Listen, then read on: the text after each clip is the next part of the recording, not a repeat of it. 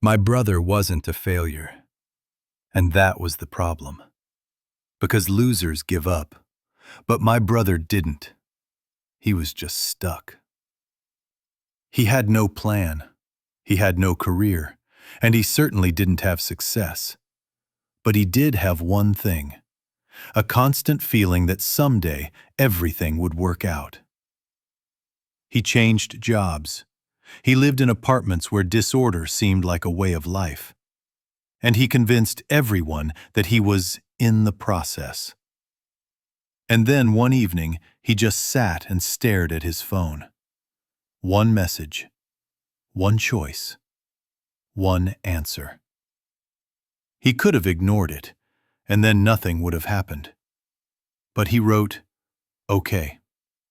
And from that moment on, everything went off course. This story is not about talent, nor is it about motivation. This story is about how one random agreement can ruin a life, in a good way. Chapter 1. My brother Alex Walker was a walking disaster. Let's get one thing straight. If success were a crime, my brother Alex Walker would get a life sentence. I love my brother, but living with Alex was like living with an unsupervised science experiment. Alex wasn't stupid.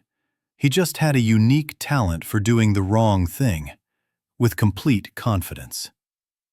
When other children were asked, "What do you want to be when you grow up?"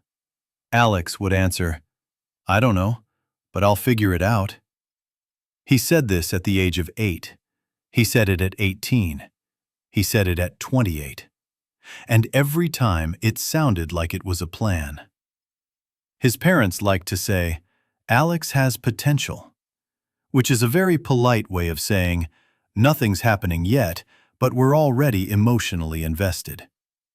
He changed hobbies like TV shows on Netflix. One month it was guitar. The next month, fitness. Then suddenly, online business. Once he said to me in all seriousness, "I think I could be successful if I just focused." He said this while watching TV, scrolling through his phone and heating up pizza in the microwave at the same time. School didn't help either. Teachers said Alex was smart but unfocused, which again means he understands the task and then forgets to finish it. Once, he studied for a math test all night. He came to school, he sat down at his desk, and realized he had brought the wrong notebook.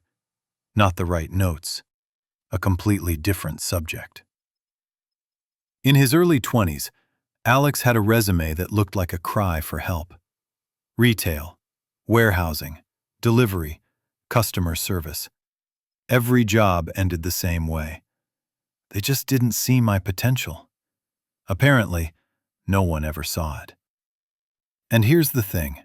No one, including Alex himself, believed that this guy would ever be successful. Especially Alex. That's why what happened next still doesn't make sense. Because my brother hasn't changed. The world has changed. And he accidentally chose it. This is the story of how Alex Walker became successful. Without trying, without planning, and without having any idea what he was doing. Chapter 2. Work, Dreams, and Absolute Chaos.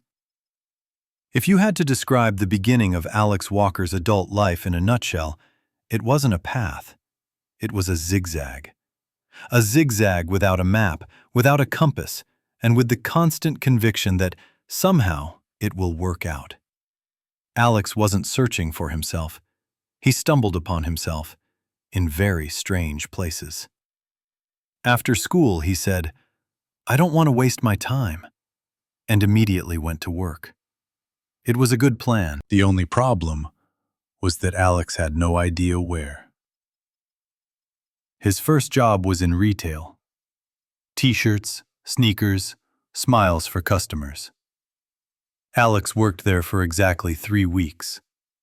Not because he was fired, it was because he decided, "I'm made for more." He said this after he mixed up the discounts and accidentally sold the goods at a loss. Then there was the warehouse. Boxes, pallets, physical labor. On the first day, he arrived inspired. The second day, he was tired. On the third day, he said, "This isn't for me. I'm a man of ideas." In the warehouse. Delivery. The perfect job for someone who constantly loses their phone, keys, and their own thoughts. Alex managed to go to the wrong address, call the wrong person, deliver the wrong order. But always with a smile. His customers didn't hate him. They were confused. Each new job was accompanied by a new dream. One week, Alex wanted to be an entrepreneur. The next week, he wanted to be an investor. Then a motivational coach. He watched videos, took notes, bought notebooks. The notebooks remained empty. One day he said to me, "I just haven't found my calling yet." I asked, "Are you looking for it?" He replied, "I'm thinking about it." Alex's resume was getting longer and stranger. The work continued. A month, 2, sometimes 3. When asked during interviews, "Why did you change jobs so often?" he answered honestly, "I'm searching for myself." And everyone understood. He was still searching. Our family had its own rituals. At every family dinner, someone would inevitably ask, "So, Alex, what are your plans?" And Alex would reply, "I have a few ideas." No one ever asked what they were. We were protecting ourselves. My mother used to say, "The main thing is that he is happy." Dad was silent. That was a bad sign. The strangest thing was that Alex didn't seem broken. He didn't seem unhappy. He just drifted. As if life were a river and he had decided to lie on his back and see where it would take him. And then came the moment when even Alex began to understand. Something was wrong. Not dramatically. Not dramatically. Just one evening he said, "I think I'm stuck." And that was the first time he said something really serious. What happened next should have broken him, but instead it became the beginning. Chapter 3. The Lowest Point. They say that in every success story, there is a moment when the hero hits rock bottom. In Alex Walker's case, that rock bottom wasn't dramatic. It was uncomfortable. At the time, Alex was living in an apartment that looked like it had given up too. The furniture was from different eras. The mood was from different crises. In the kitchen, there was a chair that someone had once taken from the office, and now it was the boss of the whole apartment. Alex woke up late. Not because he was lazy, it was because there was no point in getting up early. He was looking for a job. That is, he was thinking about it. Sometimes he opened his laptop. More often, he opened the refrigerator. Alex's money disappeared with surprising regularity. He hadn't been paid in a long time, but somehow there was coffee, the internet worked, pizza appeared. It was an economy of survival. He started counting his expenses, and very quickly stopped, because the bill was offensive. Friends gradually disappeared, not because they stopped loving Alex, but because they had work, families, plans. Alex always said, "I'll be there soon too." Soon became an abstract concept. When friends asked, "What are you doing now?" Alex would reply, "Figuring things out." No one asked what exactly he was figuring out. One day, he looked at himself in the mirror. No drama, without music.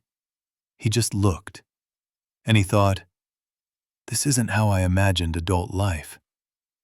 It was a good thought, but it was too late. Mom called more often, too cautiously. Dad rarely called, but when he did call, he talked about the weather. It was a man's language of anxiety. Messages. Once, my dad said, "The main thing is not to get stuck." Alex replied, "I won't be long." They both knew that wasn't true. The worst thing didn't happen when the money ran out, nor when the motivation ran out. The worst thing happened one evening when Alex realized he had stopped waiting for something. He didn't dream. He didn't make plans. He wasn't afraid. He just lived day by day. It was rock bottom. Quiet. No explosions. And at that very moment, something strange happened. Not big, not beautiful, completely accidental. Alex wasn't looking for an opportunity. He just agreed. For something small, insignificant, almost laughable. And if it weren't for that yes, this story would not exist. Because sometimes life doesn't ask if you're ready. It just throws you a chance and watches if you'll let it slip away. Chapter 4. The random decision that broke everything. The most important decisions in Alex Walker's life never seemed important. They seemed temporary. That day, Alex didn't wake up thinking, "Today my life will change." He woke up thinking, "I need to eat something." The message came from an acquaintance of an acquaintance, a person Alex once worked with somewhere once for a short time. The message was short. "Hey, we need some help. Not for long. We'll pay you a little." It was the perfect offer for Alex, because not for long, not much, no responsibility. He read the message. He thought. He put his phone down. Then he picked it up again and wrote, "Okay." Without enthusiasm, without a plan, without faith. Just, okay. First day. Everything went wrong right away. Alex arrived early. Then he realized he was in the wrong place. Then he realized he had come on the wrong day. It was a rough start. When he finally got to the right place, he was given a task, a simple one. So simple that Alex even relaxed. And that was his first mistake. He did it wrong. Not terribly, just in his own way. Some would say it was wrong, but no one shouted. On the contrary, someone looked and said, "That's interesting." Alex didn't feel triumphant. He didn't think, "I'm so clever." He thought, "I wasn't fired. That's good." The next day, he was asked to do something else. And again, he did it slightly wrong. A little slower, a little simpler, a little stranger. But again, Someone joked, "Maybe it's your style." Alex laughed. For the first time in a long time, sincerely. Because it turned out that his "not like everyone else" suddenly suited someone. The funny thing was, Alex still didn't take it seriously. He thought, well, as long as it's there, let it be. He didn't try. He just didn't get in his own way. And that was enough. The money came quietly, without fanfare, without photos, without fanfare. Alex looked at the account, then again, and said, "Oh, it works." It was a historic moment. He started waking up earlier, not because he had to, but because there was a reason to. He didn't talk about his plans, he just came and did it. No motivational quotes, no notebooks. And here's what's important. Alex didn't become someone else. He just stopped fighting who he was. What started as temporary dragged on, and what seemed like a trifle turned into something more. And for the first time in his life, Alex didn't mess it up.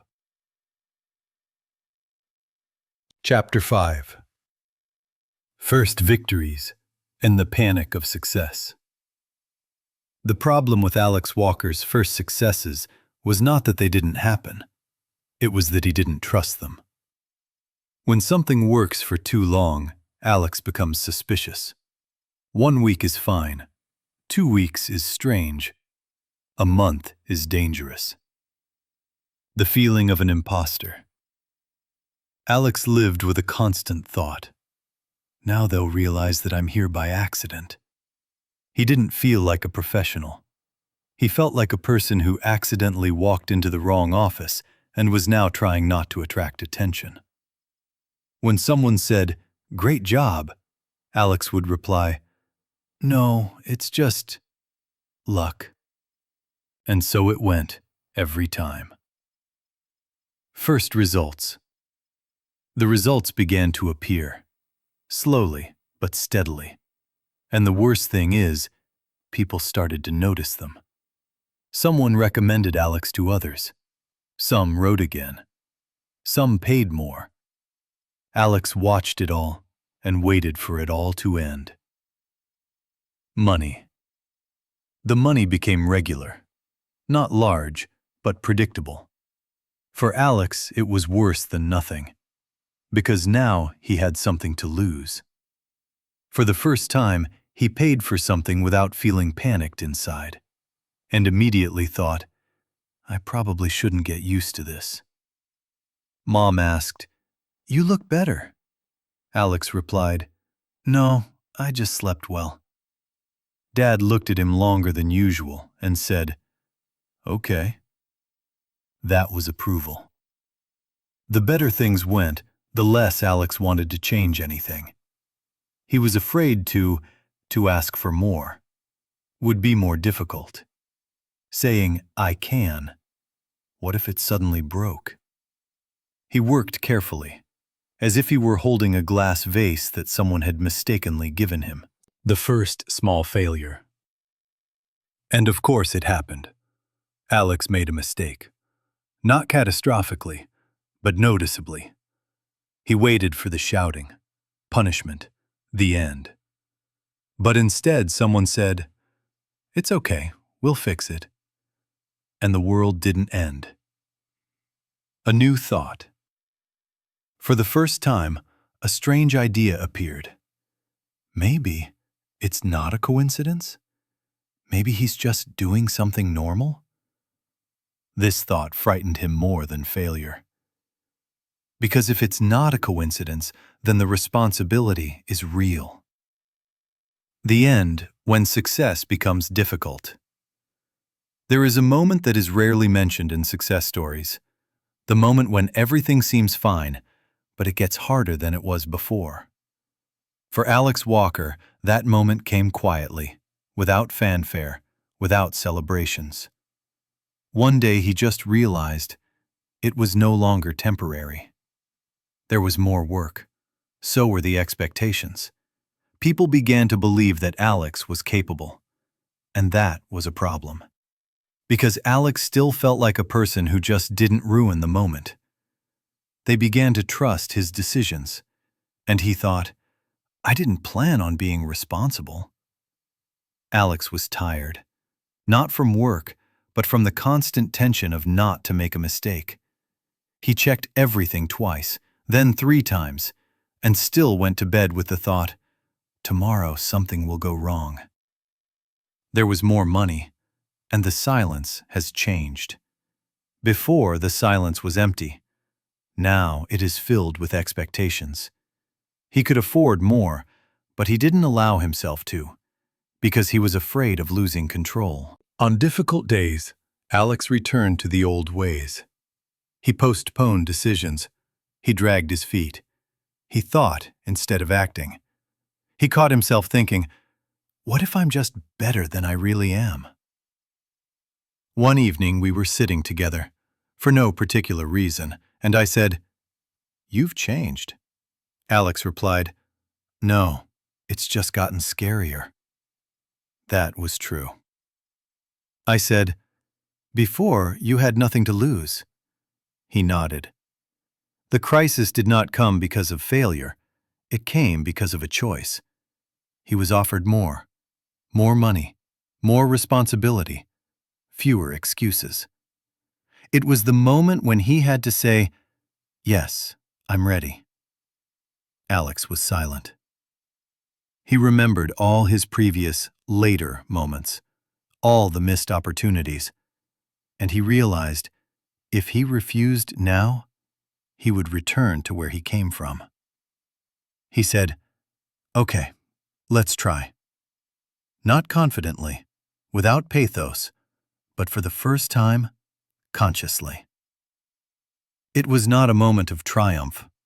It was a moment of growing up. Chapter 7. A Quiet Ending. Stories usually end with a bang, but life doesn't. Alex Walker did not become a legend. No articles were written about him. He did not receive standing ovations. He didn't take the stage to loud music. He just started living differently. He woke up in the morning not with enthusiasm, but with calmness. He knew what to do, and that was enough. Success did not make him better. It made him quieter. Fewer excuses, fewer words, more action. He still had doubts sometimes. Sometimes he procrastinated. Sometimes he got lost. But now he recovered faster, because he knew he had already been through worse. Family. Mom stopped worrying out loud. Dad no longer talked about the weather. He just asked, "How are you?" And that was a new question. Once I said to him, "You realize that's a success, right?" Alex thought about it and replied, "Maybe, but the main thing is, I'm not running away." And that was the most accurate definition. This story is not about genius, nor is it about luck. It's about a person who stopped getting in his own way. Alex Walker didn't find the perfect path. He just stopped turning back. And if you're at a stage where you feel like you're stuck, maybe you just haven't agreed yet. Because sometimes one calm, "okay," changes more than thousands of loud promises.